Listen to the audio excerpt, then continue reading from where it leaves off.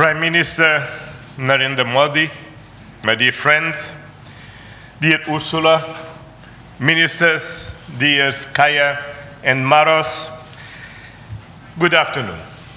Thank you, dear Prime Minister Modi, for welcoming us on this special occasion.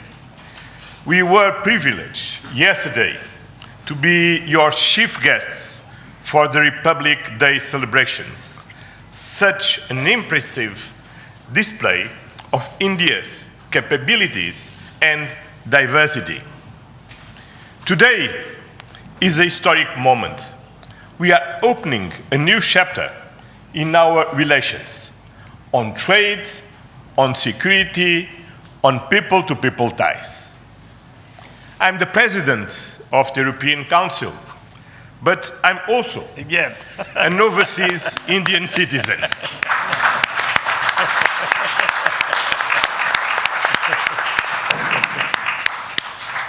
Then, as you can imagine, for me, it has a special meaning. I'm very proud of my roots in Goa, where my father's family came from. And the connection between Europe and India is something personal to me. Also because we conclude today our trade negotiations. We relaunched at the latest meeting that I had the pleasure to host in May 2021 in my previous capacity. Our summit sends a clear message to the world. At a time when the global order is being fundamentally reshaped, the European Union and India stand together as a strategic and reliable partners.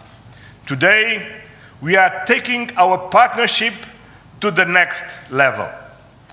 As the two largest democracies in the world, we are working hand in hand to deliver concrete benefits for our citizens and to shape a resilient global order that underpins peace and stability, economic growth, and sustainable development. I would like to share three messages. First, the European Union and India must work together towards our shared prosperity and security. India is the world's fastest growing major economy.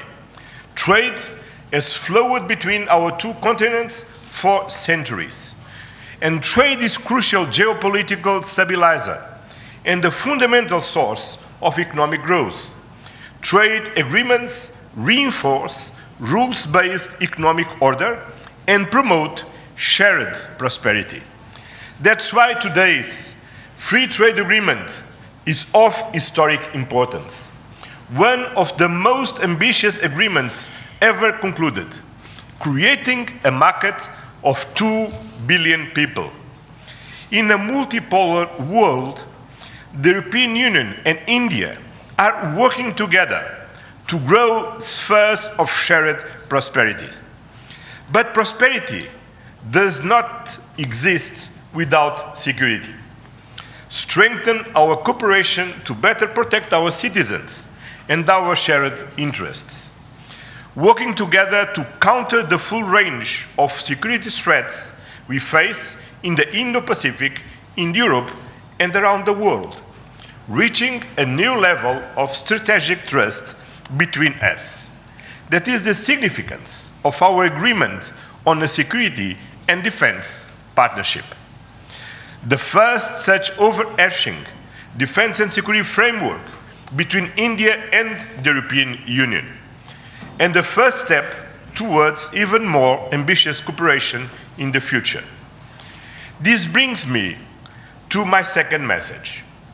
As the world's largest democracies and champions of multilateralism, the European Union and India share the responsibility to upholding the international law with the United Nations Charter at its core.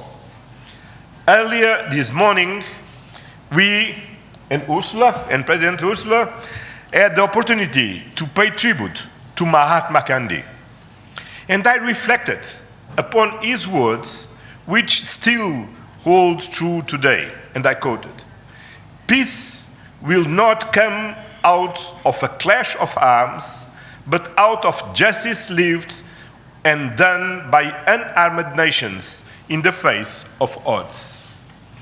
Our summit reaffirmed our commitment to supporting efforts towards a comprehensive, just and lasting peace in Ukraine, one that fully respects Ukraine's independence, sovereignty, and territorial integrity. This is a key moment. We are supporting all efforts to reach a just and sustainable peace. Ukraine has shown its readiness, including at the cost of difficult compromise. I know, dear Prime Minister, that we can count on you to help creating conditions for peace through dialogue and diplomacy. And this is my final message.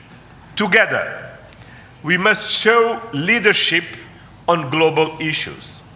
Cooperation between the European Union and India will help shape a more balanced, resilient, and inclusive global order. Just two examples. I'm proud of the commitments we are making for greater cooperation on clean energy, green transition, and climate resilience. And our collaboration through the Global Gateway and on the India-Middle East-Europe Economic Corridor is decisive for global connectivity. By implementing the ambitious Joint Comprehensive Strategic Agenda towards 2030, we will align our priorities with concrete actions for the next 5 years, delivering real benefits to our citizens.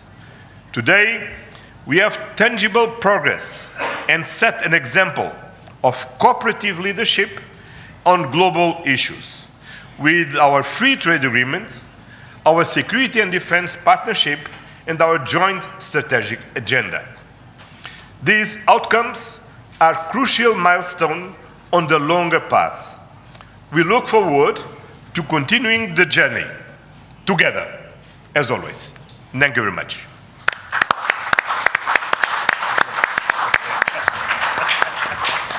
Thank you, sir.